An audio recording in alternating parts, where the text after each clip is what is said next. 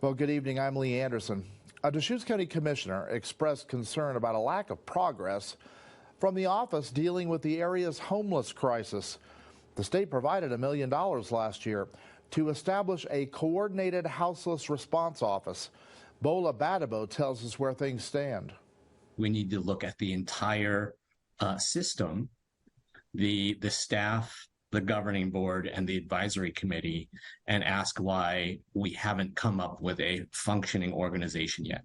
Deschutes County Coordinated Homeless Response Office, created 7 months ago, is meant to work in conjunction with an advisory board and governing board to coordinate care and prioritize ways to address homelessness. This includes developing a 5-year strategic plan within 1 year of receiving the grant money. I am very concerned that the strategic plan has not been developed yet. Some initiatives in the bill include supporting shelter capacity, promoting workforce expansion, identifying solutions for current homeless encampments, and helping to develop housing units for low-income residents. We have seen early drafts of a strategic plan, but it is not as far along as I would like it to be. The homeless shelter Bethlehem Inn received a copy of the draft. I think that the draft work plan really helps to integrate what the current state plan is as well as the federal. Commissioner Chang says the governing board has barely met while the advisory committee has not yet met. The office is functioning without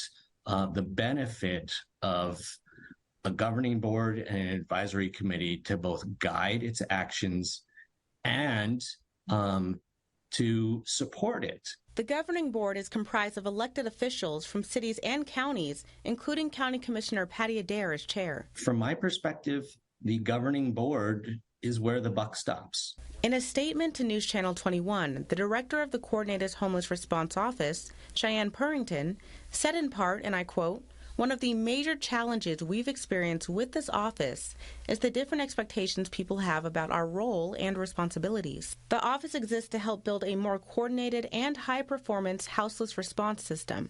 We're a pilot office still in its startup phase with only 50% staff capacity. Once we're fully operational, we expect to generate more momentum." The office is responding reactively to a number of things that are happening in our community.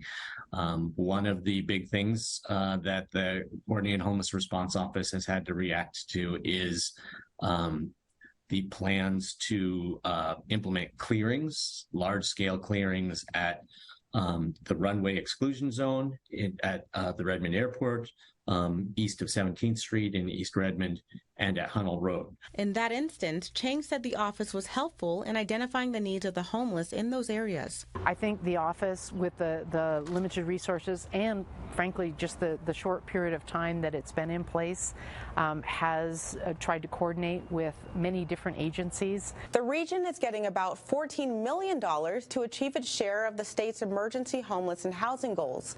The Central Oregon Intergovernmental Council is accepting applications through next Monday for service providers seeking a share of those funds. Bola Badabo, News Channel 21.